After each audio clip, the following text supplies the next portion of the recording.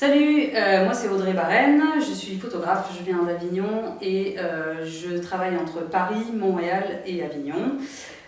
Mon travail il est plutôt inspiré par... j'ai été très inspirée par l'univers queer en fait, par la culture queer dans laquelle j'ai beaucoup immergé quand je vivais à Montréal. Donc c'est une de mes sources d'inspiration principales. Mais dans mes sources d'inspiration principales, je dirais qu'il y a quand même aussi beaucoup tout ce qui touche au pop art, puisque ma première influence principale quand j'étais adolescente, même enfant on va dire, c'était Andy Warhol. Je pense que ça a quand même un peu imprégné ma manière de travailler. Et une autre dimension, je pense, qui est importante dans mon travail, c'est la dimension sociologique. J'ai fait des études en fait en sociologie, et je pense que c'est quelque chose qui marque en fait ma façon de travailler, dans la façon de traiter les sujets, je pense, et dans mon approche générale des thématiques que j'ai envie d'aborder. Alors, j'ai rencontré Hjortsen par le biais de son mari. En fait, son mari est un ami très proche. Donc, c'est d'abord lui qui nous a mis en contact. On a très rapidement commencé à échanger sur une façon de travailler ensemble. Donc j'ai d'abord écouté un petit peu je pense que j'avais commencé plutôt par faire une interview de lui, c'est-à-dire que j'avais besoin d'en savoir plus, donc on avait parlé par téléphone, on a discuté par téléphone, j'avais beaucoup de questions pour en apprendre plus sur son univers, sur son personnage, sur ses références littéraires notamment, qui sont très prégnantes dans sa façon d'écrire. Et ensuite on a effectivement échangé, j'ai écouté sa musique. Au début, sa musique, c'était pas forcément mon registre musical, mais j'ai tout de suite senti quand même qu'il y avait un potentiel, notamment sur la dichotomie en fait entre le côté lyrique et le côté un peu plus mélodique, symphonique, avec des inspirations qui sont tirées de la pop, mais aussi du rock par moments. Des petites touches d'électro qui sont aussi toujours assez sympas, je trouve, dans l'écoute. Et en fait, c'est un peu l'univers global qui m'a attirée dans cette façon de travailler qui est assez particulière quand même. La première chose que j'ai dit à Hjortsen quand j'ai écouté sa première chanson, je pense que la première fois c'était Babylone, la première chanson que j'ai entendue, qui était encore en construction. Tout de suite, j'ai immédiatement pensé à de la comédie musicale en fait. Pour moi, c'était vraiment l'inspiration principale. Je sais pas si c'était vraiment voulu, mais c'est vraiment l'univers auquel ça m'a renvoyé. Alors dans mon travail, j'ai d'abord commencé par explorer un peu tout ce qui était de l'ordre de la chromie, c'est-à-dire le travail sur les couleurs. C'était quelque chose qui me stimulait beaucoup, je pense notamment lié à mes références sur le pop art. En parallèle, j'ai aussi beaucoup shooté avec Hjortsen. Ça a été des projets qui étaient très stimulants parce que on est vraiment dans un esprit de co-création, c'est-à-dire qu'on est dans une dynamique où chacun se nourrit, on s'apporte des choses.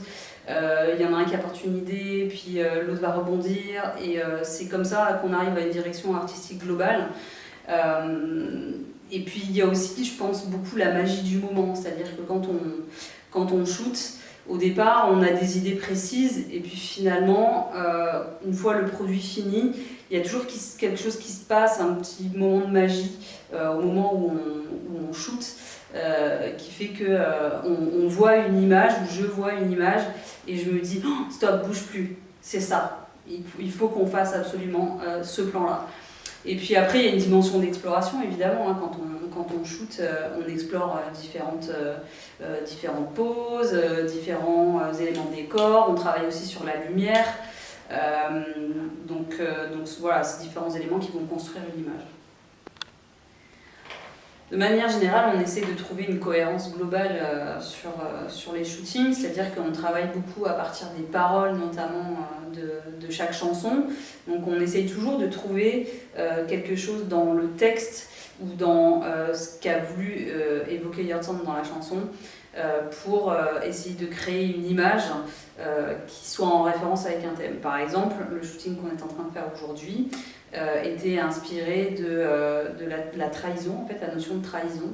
Et donc on a voulu travailler sur le penchant de la trahison qui pour lui représente la confiance. Et c'est pour ça qu'on a choisi de faire un shooting qui était un peu plus minimaliste. Donc notamment dans la lumière, j'ai choisi une lumière qui était beaucoup plus intime, beaucoup plus minimaliste. Et puis avec quelque chose de très simple sur de la demi-nudité pour justement apporter ce côté intime, je dirais. Ça m'arrive souvent de demander beaucoup de détails à Yurtsan sur la nature du texte, sur les inspirations. Et c'est intéressant parce qu'en fait, moi-même, j'en découvre aussi beaucoup sur un univers littéraire que je connais pas forcément, qui n'est pas forcément dans mes références à moi. Donc c'est sûr que c'est aussi un échange qui, je pense, est de l'ordre de la nourriture intellectuelle. C'est-à-dire que je me sens aussi bien stimulée. Je pense qu'on a une stimulation qui est mutuelle quand même. Je ne sais pas si on peut dire ça, mais je pense qu'on arrive à se stimuler mutuellement. Mon shooting préféré, je vais faire une réponse facile, c'est toujours celui qui est en cours. Je trouve qu'on pousse toujours un peu plus loin et on découvre toujours on va toujours plus loin en fait dans notre process de travail. Et il y a une complicité qui est toujours plus forte, je pense, de shooting en shooting. Néanmoins, je dirais que la première expérience était quand même très constructive. C'est la première fois où je faisais de la direction artistique. On a totalement improvisé avec les moyens du bord et finalement, il y a quand même eu des photos qui sont ressorties qui étaient assez incroyables. Et je pense qu'on a travaillé ce jour-là pendant 6 heures. Et au final, je crois que c'est dans les derniers quarts d'heure qu'on a fait des photos de ouf, quoi. Ma chanson préférée, j'ai toujours dit que c'était 300 pas, parce que les inspirations rock sont très prégnantes et évidemment je suis issue d'une culture extrêmement rock.